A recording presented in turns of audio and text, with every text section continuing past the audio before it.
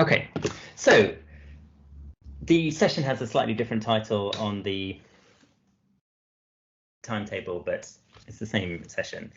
So the question I'm asking here is, who's vulnerable, and how does political language affect tens of thousands of vulnerable people? Now, the specific vulnerable people that we're talking about this morning are those who are homeless or threatened with homelessness. And in my research, I look at how law written by the Westminster Parliament and what we now call the Welsh Senedd, but was previously called the Welsh Assembly, legislated to try and help those vulnerable people. And of course, what we often pay attention to is the policy content. In other words, what are governments, be they the UK government for England or the Welsh government for Wales, doing in order to help society's most vulnerable citizens? But another interesting thing to think about, which is of great importance to law and political science and history, is not only the substance of what is sought, but also how, the methodology. And one of the components of method is language. Law is basically a structured language. But the issue, of course, is that sometimes it's not terribly clearly structured. And there can be problems with the language of law, which can have all sorts of downstream policy consequences. Now, that's quite a sort of jazzy way of saying things go wrong if you don't nail the language down. And for those of you that are aspiring to be lawyers, practicing lawyers, you will basically become traders in language. That is effectively, albeit a slightly sort of flippant way of describing it, is effectively what lawyers do. They make money by trading in different interpretations of words. So if there's something in a contract that you want to dispute, or if there's something in a piece of statute law, or if there's a previous decision, a previous ruling in common law that you want to have a dispute with, it'll come down to fights over words. And that's what I'm talking about today as well. Okay. Now, just to sort of warm you up, I'll give you some examples of some famous laws and some of the interpretational difficulties that people have had subsequently. So you may recognize this. This is the Second Amendment to the United States Constitution, and it states that the right of the people to keep and bear arms shall not be infringed. Now, that's pretty clear, plain language. It's stating that there shall be no infringing of the right to keep and bear arms. Now, those of you that have read the Second Amendment before may know that there is another clause to this which states that the maintenance of a well-regulated militia is a condition on the right to bear arms. And that clause has led to all sorts of dispute as to whether or not an individual is allowed to, say, carry a handgun or have other sorts of firearm in their possession if they're not members of a well-regulated militia, because by definition, a single person is not a militia. So the Second Amendment has had all sorts of interpretational battles, and that's what law is, right? It's fights over agreements, over language that ultimately, well, not ultimately, but often get settled in court. But settled is perhaps a grand way of putting it, because people have been litigating the Second Amendment since the Second Amendment was put down in 1791, and it's still going on. It's still rumbling down to the present day. Now, in case you're interested, the UK has its own version of the Second Amendment, so you do technically have a right to bear arms. It's actually contained in the Bill of Rights of 1689, and it states that the subjects which are Protestants may have arms for their defence suitable to their conditions and as allowed by law. So there you go. In case you're wondering, you also have a right to keep and bear arms. The problem is, as you will probably have noticed, is that first of all, we have to be Protestant. And secondly, that there is a condition attached, which is that it has to be allowed by law. Now, this is a really bizarre piece of law, because basically what it's saying is that, oh, sure, you can have weapons, unless we say you can't. So it's a piece of law that says if there are any other laws that say you can't do this, then you can't do it. And of course, as you no doubt know, there are lots of laws in the United Kingdom against the possession of firearms. So you can't keep and bear arms with the same impunity that a US citizen could. And despite the sort of bizarre language of this 17th century law, there are a lot of pretty clear laws that have been enacted by the UK Parliament subsequently, which basically mean that you can't be packing heat in the streets of Cardiff. Okay, here's another example of how the language of law can cause some difficulty. So this was an attempt by a private member. Now, a private member is a member of the House of Commons who's not part of the government. And you quite often get what are known as private members' bills, which is where those non-governmental members of parliament, backbenchers as we commonly call them, try to enact legislation. They have just as much of a right to try and do that, although the government has more time allotted to it and it has more people on its side. So the government is much more successful in passing legislation. But private members can also propose legislation. And there's some very famous examples of incredibly important private members' legislation, such as that which decriminalized abortion and decriminalized homosexuality, both of which happened in the 1960s and were led by private members, not by government legislation. Anyway, this was an attempt to ban fox hunting.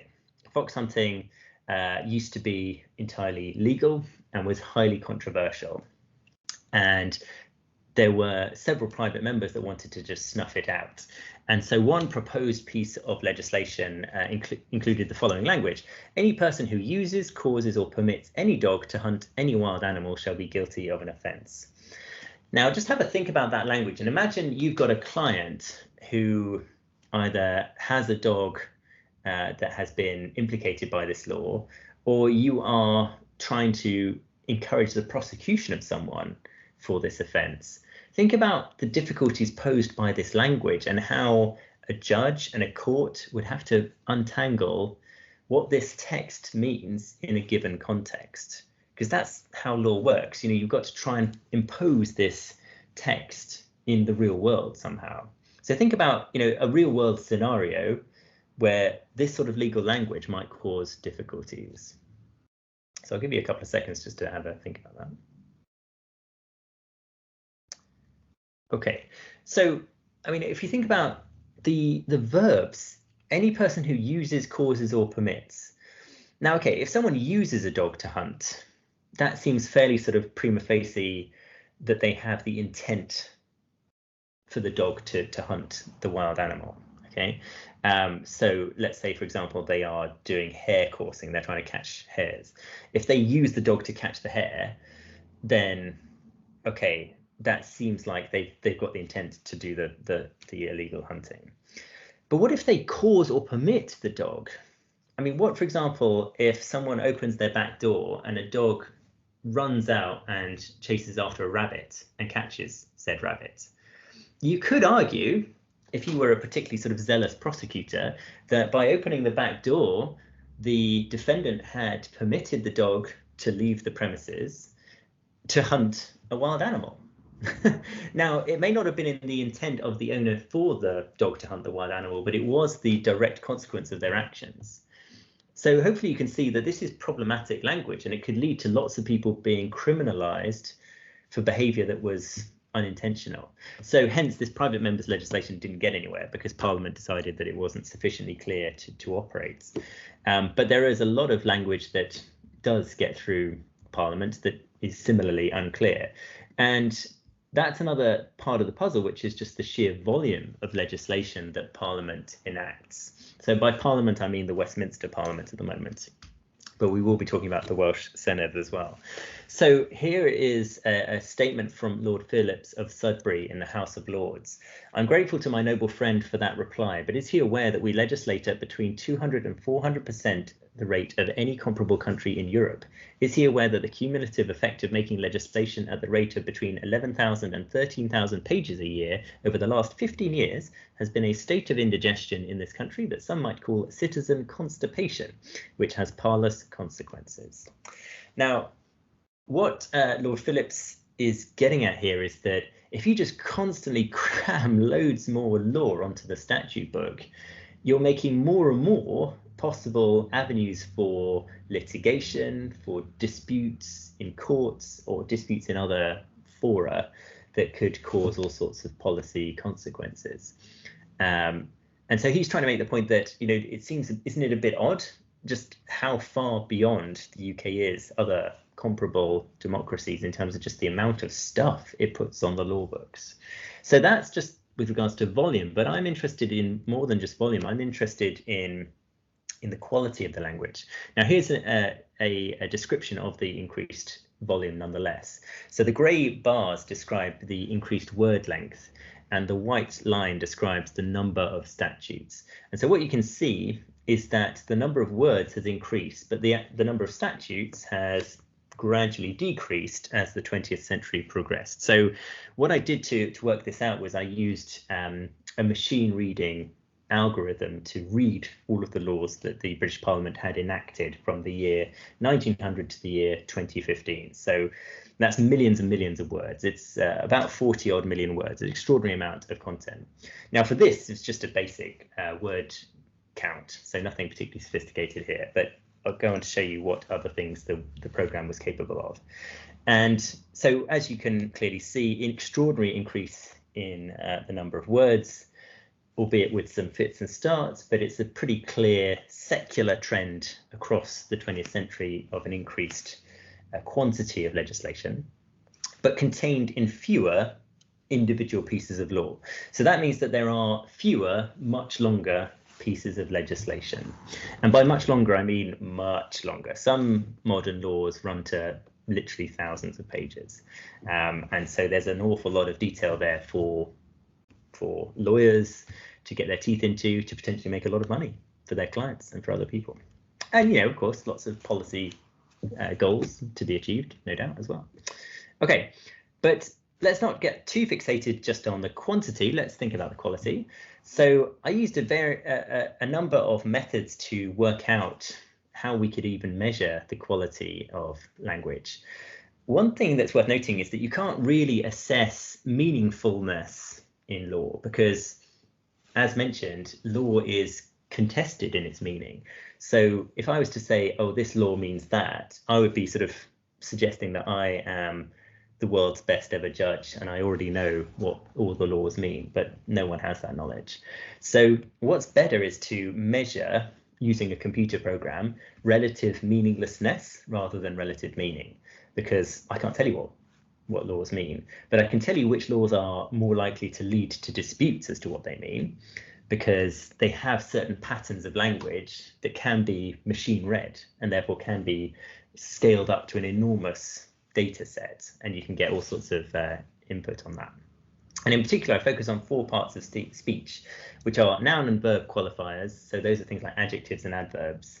So they stretch the meaning. I'll give you some examples in a second. Conjunctions, so that's things like or, if, and, but, which create sort of forking paths in the law and create all sorts of possible alternative universes. Modal verbs, so a modal verb would be something like you may go to the ball or you shall go to the ball. You may go to the ball is, it's up to you, it's your discretion. You shall go to the ball is a directive. Okay, and so sometimes in law you get may, which is giving discretion to actors, and then questions arise as to whether or not they ought to do it. And shall is much more sort of no, it's going to happen, you have to do it, this is obligatory. And what are called enabling verbs, so that's things like you may make some new rules on this particular topic, which again sort of help people along. You can test the program out if you like. If you've got a piece of legislation, you can find legislation at legislation.gov.uk, which is all provided there for free. And if you just copy and paste some of the legislation, you can drop it into a test box on my website, matthewlippoldwilliams.com, and it'll tell you the number of adjectives, adverbs, conjunctions, and so on. Okay, so here's an example. So this is, in fact, what we're really interested in today because it pertains to homelessness. This is section 189 of the Housing Act of 1996, which is still in force, albeit it's been amended with pieces of what are called secondary legislation, which is something where a government minister fleshes out the meaning of bits of this, which is primary legislation. Anyway, so the following have a priority need for accommodation. Okay, now I've italicized any of those parts of speech that my program picked out as being slightly problematic, as likely to lead to greater meaninglessness. Okay, so a pregnant woman or conjunction, a person with whom she resides or might is a modal verb, reasonably, adverb, be expected to reside. So again, think about that language. A pregnant woman or a person with whom she resides or might reasonably be expected to reside. So again, thinking like a lawyer, how are we going to work out someone who reasonably might be expected to reside with? That seems a bit vague, to be blunt. A person who is vulnerable as a result of old age, mental illness or handicap, or physical disability, or other special reason. Other special reason? What could that be? That could be loads of stuff, right? Or with whom such a person resides or might reasonably be expected to reside. A person who is homeless or threatened with homelessness as a result of an emergency such as a flood, fire, or other disaster. The Secretary of State may, modal verb, by order, specify, enabling verb, further descriptions of persons as having a priority need for accommodation and amend or repeal any part of subsection 1. So that's where the Secretary of State, so the government minister, has the power to basically change the law using secondary legislation. Okay, I've forgot to italicize some of those, so apologies for that, but you get the gist, right? There's a lot of language in this piece of legislation which could be stretched or contracted depending on who wants to use the law and how they want to use it, okay? And just to give you a big overview, this is what has happened to indeterminacy in all laws enacted by the British Parliament from 1900 to 2015 in terms of the raw number of adjectives and conjunctions, and also the per section incidence of them. Okay, so the bars describe the numbers, and the dots and the lines describe the per section instance. The basic point being that in both cases they've increased, albeit there's been a sort of a rise and a fall in the incidence of conjunctions, which is interesting. Okay. And this is with regards to different types of verbs. So where previously we were looking on the last graph on noun verb qualifiers, this is the verbs themselves. And in terms of the modal verbs that are used, like may or might, again, we've seen an increase. And in terms of enabling verbs like make, amend, specify, again, there's been an increase. Okay, so it's not just that there is an increased quantity of law, but that law has changed in quality to an extent. Okay, so one particular adjective that I'm interested in is the word vulnerable. Okay, because it's quite difficult to ascertain what it means for somebody to be vulnerable. Okay, and this is where the research really kicks in, because I had an opportunity to do what's called a natural experiment, or observe a natural experiment. Now in politics, in political science, it's quite difficult to have controlled experiments such as you might have in natural sciences. A controlled experiment is where you have a treatment group and a control group. And the control group have none of the treatment, and the treatment group get the treatment because you've given it to them. So for example, you might give 50 patients a new trial drug and the other 50 a placebo, and you see what happens. That's a controlled trial. But a natural experiment is where you get a treatment and a control group, but you didn't assign them. It just happened accidentally. And we came across that opportunity with regards to England and Wales when it came to its homelessness law, because both the Secretary of State for England and the Welsh Assembly, as it was then for Wales, changed the law on housing provision at pretty much the same time for exactly the same types of people, with the key difference being whether or not they used the word vulnerable. Okay, so the use of the word vulnerable, if you like, is the treatment. And I want to know what happens if you include an adjective like vulnerable. Given that pretty much everything else in the law is almost identical, does it matter if you include the word vulnerable? And my basic contention is, yeah, it really matters, because vulnerable is not an easy binary concept. You can't say, individual A is vulnerable. It's more analog. In other words, you have to say, well, is individual A as vulnerable as individual B? You have to do some sort of quite messy comparisons. Vulnerability, in short, is relative. It's not absolute. Okay, so the fact that you include it allows for much more of the sort of murky interpretation and therefore, I suspect, leads to fewer people being given housing assistance, because the government, who have an interest in controlling a limited resource, housing for homeless people, can say, well, I'm not sure you're vulnerable enough because I saw another person that's more vulnerable. So if you take away that adjective, you take away discretion as well. So let me read you the laws so that you get a sense of what I'm talking about here. Okay, so the first example is from the Welsh Assembly. All right, the description of persons specified in Articles 3 to 7 have priority need for accommodation under Section 189 of the Housing Act.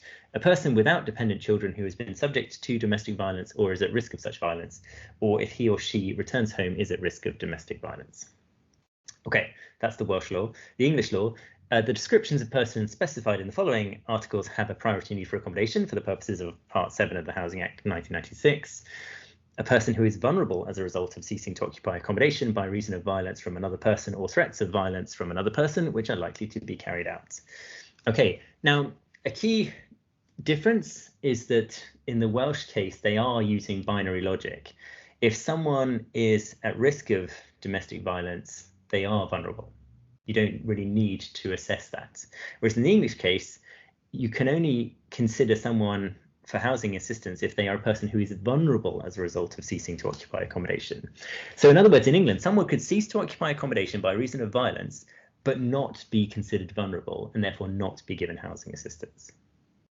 Okay, and my hypothesis is that local authorities will tend to deny people housing wherever they can because they need to control their housing stock. It's not because they're callous, it's not because they're psychopaths, but they have a lot of needy people and they have limited resources and they are constantly under pressure to cut costs and save money. So they will constantly want to basically say to people, no, I don't think you're vulnerable enough. Okay, so the simple way of describing the theory is that policy language can have a significant effect on policy outcomes, right? It's not just what you aim to achieve that matters, but how you communicate that aim in words. And it's worth having a quick think about why that language changed in the first place, and why it's changed across more than a century. There are lots of possibilities for this, but essentially the state, in other words, the government and its role in our lives has expanded quite enormously. And it has far more competencies and demands laid upon it than it did all of those years ago. And as a result, it's been incentivized to stretch things out, to give itself more discretion and to make sure that it can manage all of these different demands efficiently. So there's a bit of an incentive for politicians to use quite sort of loose language so that they make sure they have a lot of flexibility in dealing with all of these different policy spaces. Okay, so there are a number of hypotheses, but I've already basically outlined these. I should note that there are a couple of different data sets. One is with regards to a number of different priority need categories. So that's not just those who are fleeing domestic violence. And then there are specifically homing in on those who are fleeing domestic violence. Okay, so there are a number of priority need categories, and they're all exactly the same between England and Wales. The only difference is that in England, the word vulnerable is appended to each one. And I've already given you the example of domestic violence. Okay, oh, and sorry, I should note that not only am I assuming that the raw number of people provided with housing assistance will be lower in England as a result of the word vulnerable, but I'm also suspecting that the year-on-year change in the recognition of their right to housing assistance will be smoother, because the word vulnerable allows those local authority officers in charge to control their stock of housing much better. In Wales, for example, if someone presents as being a victim of domestic violence, the local authority has to house them because of the binary link that's made in the Welsh legislation. In England, the local authority officer can say, okay, so you're definitely fleeing domestic violence. I know that because I've got the police report here, but I don't think you're vulnerable, so I'm not going to give you the housing. Sorry, goodbye. And therefore, in England, they can control the year-on-year change in the number of people admitted to housing much better. Whereas in Wales, it'll be much more volatile because they can't control it. If someone comes up and says, I'm in need of help, then they have to get the help. Okay, so obviously an important thing to note is that England and Wales are quite different. So we need to try and isolate as many of those differences as possible so that we are truly looking at two comparable populations Okay, so what I did is I took all the 22 local authorities in Wales, which you can see listed at the top of the screen, and I found the 22 local authorities in England that are closest to those 22. And I used a method called propensity score matching, which is a statistical technique which basically finds the closest analogues in a huge population. So England has over 400 local authorities, Wales has 22, and the 22 English local authorities you can see at the bottom of the screen here are the most Welsh-like English local authorities in England. Okay, and that's according to things like population density, GDP, and a number of other metrics. Okay, so in case you're interested, those are the most Welshy places in England.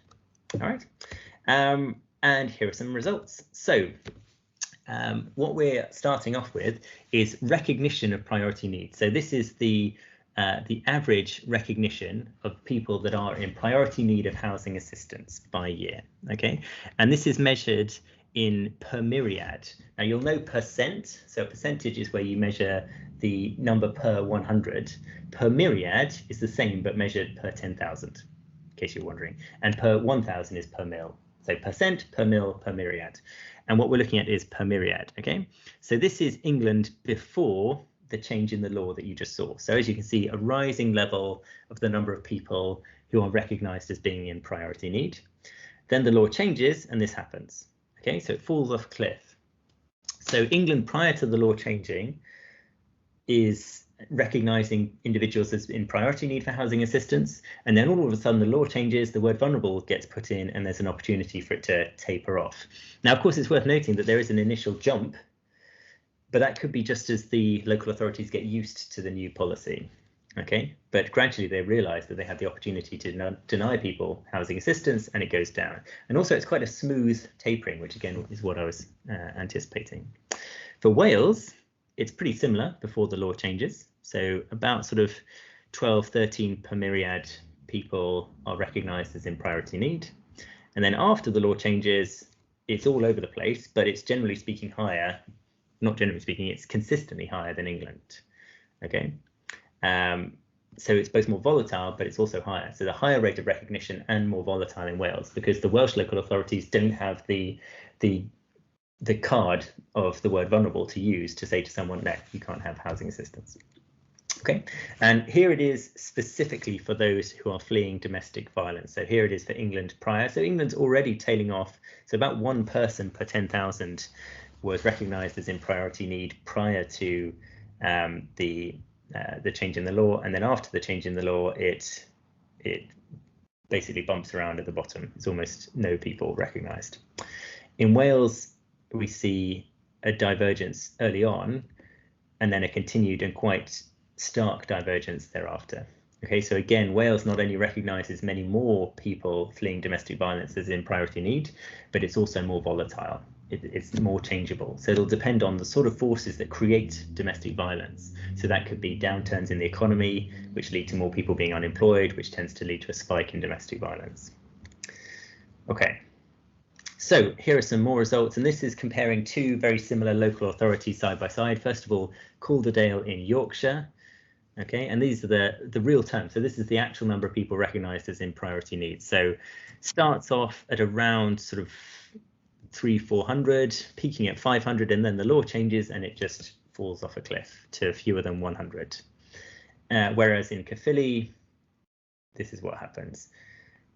It's much more bumpy, it's much more volatile, and the numbers are higher, averaging well over 200. Okay, so some conclusions. It was the intention of Parliament, when it enacted that legislation on priority need, to recognise more individuals as being in priority need. So the aim of the government in England was not to give local authorities enormous discretion to deny people housing.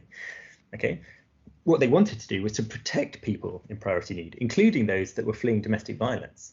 But I suspect that the word vulnerable created so much confusion and indeterminacy that there was a supply side restriction. In other words, those with the supply of housing, like the local authorities, were able to say, nah, sorry, we don't have enough housing to give out. You're not as vulnerable as the last person. Okay, that wasn't the intention of Parliament. in passing this legislation. And that's not my conclusion, that's the conclusion of the UK Supreme Court in a case in 2015 of a man who was denied housing in the London Borough of Southwark. It's the case of Hotak versus London Borough of Southwark 2015, if you want to look it up. And what had happened was that this man who had mental and physical illnesses of a very severe nature was denied housing assistance on account of him being insufficiently vulnerable. And he was able to take the local authority, London Borough of Southwark, to court and ultimately to the UK Supreme Court, who said that it was patently ridiculous that this man could be described as anything other than vulnerable, and that the local authority were denying him housing simply by their own determination of what vulnerable means was not what Parliament had ever intended. And so the UK Supreme Court basically defined the word for everyone's benefit. And that's what happens, right? Courts will have to step in if they think that the law is not working, if the rule of law is somehow conspicuously failing. And that's precisely what happened in this instance. Okay, so why don't you have a try, have a think about what you might do if you were a lawmaker, because making laws is a difficult business. So let's not sort of be too disparaging about members of Parliament and the government. So imagine that you had to establish a duty for public bodies. So that public bodies would be any body that is empowered by law to act and possibly using public money. So imagine you have to establish a law for all public bodies to tackle socioeconomic inequality. Okay, so all public bodies could include schools, it could include, well, basically whatever you like. You can define what a public body is if you want. So imagine you had to write that law. Now, there is such a law, and I'm going to show it to you in a minute, but I just want you to have a little think about how you could establish such a duty in law. What sort of language could you get across? And think of some of the consequences of your language. If you use very, very plain language, that has its own potential difficulties, right? So if, for example, you say, all public bodies must ensure the equality of all individuals, well, then local authorities or any public body will have to start sort of guaranteeing an equal outcome for everybody. And that could be impossible to achieve. So you might be setting out in law something that is unrealizable. Okay, but at the same time, if you make the language too vague, then public bodies will just say, nah, no thanks, don't have the money, don't have the time, don't have the manpower, human resources, not going to do it. End of. So anyway, have a think about it for yourself. How would you establish that duty? Just sort of try and work out how you'd construct the language. I'll give you a few seconds on that. I mean, hopefully now you can see why politicians spend so much time debating legislation and poring through the words. But even despite that investment of time and effort, we still end up with language that is very flexible. Anyway, sorry, I'll stop disturbing.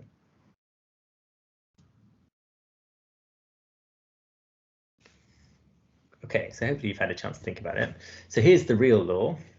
So see what you think of this. This is in the Equality Act of 2010, Section 1, the public sector duty regarding socioeconomic inequalities.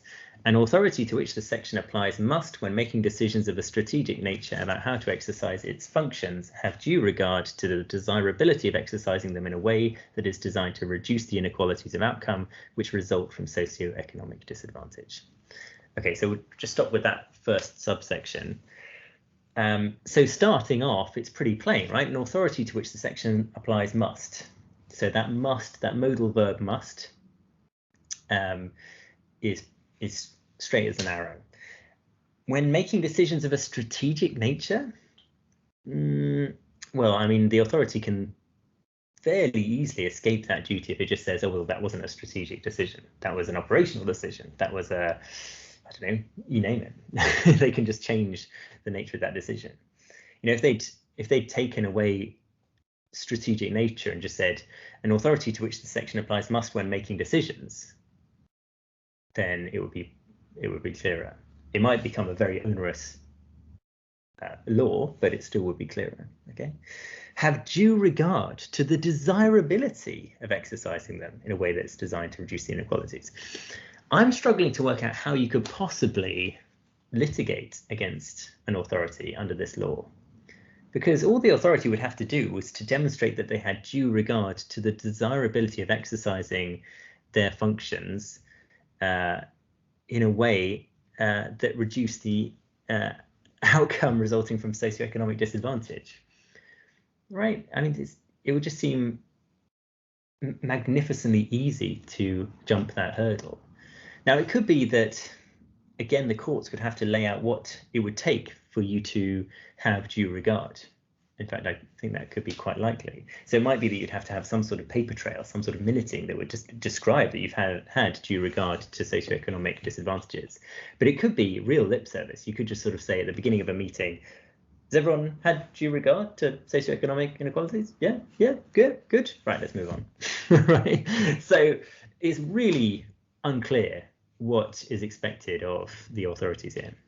I mean, it's sort of admirable ambition by the Parliament to try and instill this duty in law, but it's so unclear how specifically it's going to be achieved. Anyway, subsection 2, in deciding how to fulfill a duty in which it is subject under subsection 1, an authority must take into account any guidance issued by a Minister of the Crown. Well, that's clear, but that's clear by saying basically that a minister can change the guidance. So the law, again, is pretty fluid. It's not fixed. If the minister that comes in decides, oh, all of this sort of, equalities bibble needs to be toned down, they can guide local authorities in saying, well, showing due regard means basically just what I described earlier. It's just utter lip service. Just do the minimum and we'll keep the courts off your back. Anyway, jumping to subsection 6, the reference to inequalities in subsection 1 does not include any inequalities experienced by a person as a result of being a person subject to immigration control within the meaning given by section 1159 of the Immigration and Asylum Act 1999. In other words, the inequalities we're talking about here are just for British citizens, not for anyone who has anything like sort of indefinite leave to remain or doesn't have British citizenship, which is millions of people in the UK. Okay, now, I mean, I'm just pointing that out. Again, the language there is very clear, but it means that there is a conspicuous sort of hole in coverage, which is notable. It could be entirely justifiable, but it's just worth noting. Okay, so there we go. That's the end. Hopefully that's made a bit of sense and it's been quite interesting.